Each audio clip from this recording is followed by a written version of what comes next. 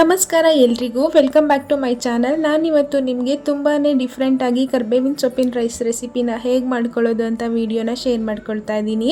ತುಂಬಾ healthy recipe. ಈ ಕರ್ಬೇವಿನ ಸೊಪ್ಪಂತೂ ನಮ್ಮ ಕಣ್ಣಿಗೆ ಹಾಗೆ ಕೂದಲಿಗೆ ತುಂಬಾ ಒಳ್ಳೆಯದು. ಅದು ಗೊತ್ತಿದ್ರೂ ನಾವು ಊಟದಲ್ಲಿ ಸಿಕ್ಕಾಗ ಈ ಕರ್ಬೇವಿನ ಸೊಪ್ಪನ್ನು ಸೈಡಲ್ಲಿ ಎತ್ತಿಟ್ಟಿರ್ತೀವಿ. ಈ ರೀತಿ ಟ್ರೈ ಮಾಡಿ, ಆಗ ಯಾವುದೇ ರೀತಿ ಸೊಪ್ಪು ಕೂಡ ಸ್ವಲ್ಪನೂ ವೇಸ್ಟ್ ಆಗದೆ ಇರೋ ಎಲ್ಲರೂ ತುಂಬಾ ಇಷ್ಟಪಟ್ಟು ಈ ರೆಸಿಪಿನ ತಿಂತಾರೆ. ಮೊದಲಿಗೆ ಈ ರೆಸಿಪಿನ ಮಾಡ್ಕೊಳ್ಳೋದಕ್ಕೆ ಸ್ಟವ್ ಆನ್ ಮಾಡಿಕೊಂಡು ಒಂದು ಪ್ಯಾನ್ ಇಟ್ಕೊಂಡು 1 ಟೀ ಸ್ಪೂನಷ್ಟು ಎಣ್ಣೆನ ಸೇರಿಸ್ಕೊಂಡಿದ್ದೀನಿ. ಎಣ್ಣೆ ಬಿಸಿ ಆಗಿದ್ದಾದಮೇಲೆ 1 ಟೇಬಲ್ ಸ್ಪೂನಷ್ಟು ತೊಗರಿಬೇಳೆ, 1 ಟೇಬಲ್ ಸ್ಪೂನಷ್ಟು ಕಡಲೆಬೇಳೆ, ಹಾಗೆ ಒಂದು ಅರ್ಧ ಟೀ ಸ್ಪೂನಷ್ಟು ಉದ್ದಿನ ಬೇಳೆನ ಸೇರಿಸ್ಕೊಂಡಿದ್ದೀನಿ. ಇದ್ರ ಜೊತೆಗೆ ಒಂದು 10 ಕಾಳಷ್ಟು ಮೆಂತ್ಯನ ಸೇರಿಸ್ಕೊಂಡು 1/4 ಟೀ ಸ್ಪೂನಷ್ಟು ಮೆಣಸು ಕಾಳನ್ನು ಕೂಡ ಸೇರಿಸ್ಕೊಂಡಿದ್ದೀನಿ. ಹಾಗೆ ಖಾರಕ್ಕೆ 3 ಒಣಮೆಣಸಿನ್ಕಾಯಿ, ಹಾಗೆ ಒಂದು ಅರ್ಧ ಟೀ ಸ್ಪೂನಷ್ಟು ಎಳ್ಳನ್ನು ಕೂಡ ಸೇರಿಸ್ಕೊಂಡು ಇದೆಲ್ಲ ಸ್ವಲ್ಪ ಕಲರ್ ಚೇಂಜ್ ಆಗೋವರೆಗೂ ಫ್ರೈ ಮಾಡ್ಕೊಳ್ಳೋಣ. ಫ್ರೈ ಮಾಡ್ಕೊಂಡಿದ್ದಾದಮೇಲೆ ಇದರೊಟ್ಟಿಗೆ 1 ಸ್ಪೂನಷ್ಟು ಹುಣಸೆ ಹಣ್ಣನ್ನು ಕೂಡ ಸೇರಿಸ್ಕೊಳ್ತಾ ಇದ್ದೀನಿ.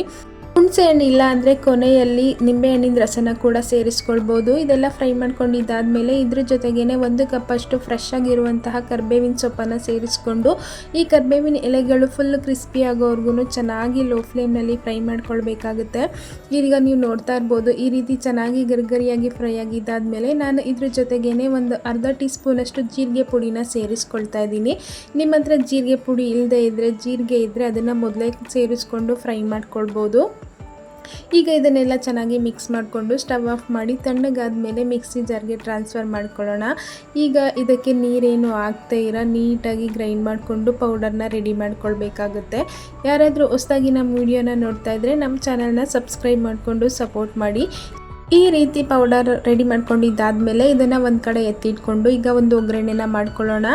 ಸ್ಟವ್ ಮೇಲೆ ಒಂದು ಬಾಣಲಿನ ಇಟ್ಕೊಂಡು 2 3 ಟೇಬಲ್ ಸ್ಪೂನಷ್ಟು ಎಣ್ಣೆನ ಸೇರಿಸ್ಕೊಂಡಿದ್ದೀನಿ. ಎಣ್ಣೆ ಬಿಸಿಯಾಗಿದ್ದಾದಮೇಲೆ ಸಾಸಿವೆ, ಹಾಗೆ 2 ಟೇಬಲ್ ಸ್ಪೂನಷ್ಟು ಕಡಲೆ ಬೀಜ, ಹಾಗೆ 1 ಟೇಬಲ್ ಸ್ಪೂನಷ್ಟು ಕಡಲೆಬೇಳೆನ ಸೇರಿಸ್ಕೊಂಡಿದ್ದೀನಿ. ಹಾಗೆ 1 ಟೀ ಸ್ಪೂನಷ್ಟು ಉದ್ದಿನ ಕಾಳನ್ನು ಕೂಡ ಸೇರಿಸ್ಕೊಂಡು ಇದೆಲ್ಲ ಸ್ವಲ್ಪ ಕ್ರಿಸ್ಪಿ ಆಗೋವರೆಗೂ ಚೆನ್ನಾಗಿ ಫ್ರೈ ಮಾಡ್ಕೊಳ್ಳೋಣ. ಇದೆಲ್ಲ ಫ್ರೈ ಮಾಡ್ಕೊಂಡಿದ್ದಾದಮೇಲೆ ಒಂದು ಬ್ಯಾಡಗಿ ಮೆಣಸಿನ್ಕಾಯಿನ ಸೇರಿಸ್ಕೊಂಡು ಸ್ವಲ್ಪ ಕರ್ಬೇವಿನ ಸೊಪ್ಪನ್ನು ಸೇರಿಸ್ಕೊಂಡಿದ್ದೀನಿ. ಇಷ್ಟ ಇಲ್ಲ ಅಂದರೆ ಸ್ಕಿಪ್ ಮಾಡ್ಬೋದು. ಇದನ್ನೆಲ್ಲ 1 ನಿಮಿಷ ಹೀಗೆ ಚೆನ್ನಾಗಿ ಫ್ರೈ ಮಾಡ್ಕೊಂಡಿದ್ದಾದಮೇಲೆ ಇದ್ರ ಜೊತೆಗೇನೆ 1 ಚಿಟಿಕೆಯಷ್ಟು ಹಿಂಗನ್ನು ಕೂಡ ಸೇರಿಸ್ಕೊಳ್ತಾ ಇದ್ದೀನಿ. ಯಾವಾಗಲೂ ಒಂದೇ ಥರ ರೈಸ್ ರೆಸಿಪಿನ ಮಾಡಿ ಬೇಜಾರು ಅನಿಸಿದರೆ, ಏನಾದರೂ ಹೆಲ್ದಿಯಾಗಿ ತಿನ್ನಬೇಕು ಅಂತ ಅಂದ್ಕೊಂಡಿದ್ರೆ ಈ ರೆಸಿಪಿನ ಖಂಡಿತವಾಗ್ಲೂ ಟ್ರೈ ಮಾಡಿ.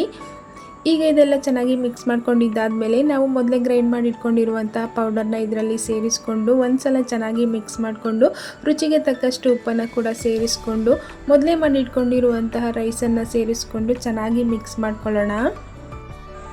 ಈ ರೀತಿ ಚೆನ್ನಾಗಿ ಮಿಕ್ಸ್ ಮಾಡಿಕೊಂಡ್ರೆ ಆಯಿತು, ಸಖತ್ ಟೇಸ್ಟಿಯಾಗಿರುವಂತಹ ಹಾಗೆ ಹೆಲ್ದಿಯಾಗಿರುವಂತಹ ಕರ್ಬೇವಿನ ಸೊಪ್ಪಿನ ರೈಸ್ ರೆಸಿಪಿ ರೆಡಿಯಾಗುತ್ತೆ. ತುಂಬಾ ಈಸಿ ರೆಸಿಪಿ. ನೀವು ಒಂದ್ಸಲ ಈ ರೆಸಿಪಿನ ಮಿಸ್ ಮಾಡದೆ ಟ್ರೈ ಮಾಡಿ. ಹೇಗೆ ಬಂದಿತ್ತು ಅಂತ ಕಮೆಂಟ್ ಮಾಡಿ ತಿಳಿಸೋದನ್ನು ಮರಿಬೇಡಿ. ಈ ವಿಡಿಯೋ ನಿಮಗೆ ಸ್ವಲ್ಪನಾದರೂ ಇಷ್ಟ ಆಗಿದರೆ ಲೈಕ್ ಮಾಡಿ, ಶೇರ್ ಮಾಡಿ, ಕಮೆಂಟ್ ಮಾಡಿ. ನಮ್ಮ ಚಾನಲ್ನ ಸಬ್ಸ್ಕ್ರೈಬ್ ಮಾಡಿಕೊಂಡು ಸಪೋರ್ಟ್ ಮಾಡಿ.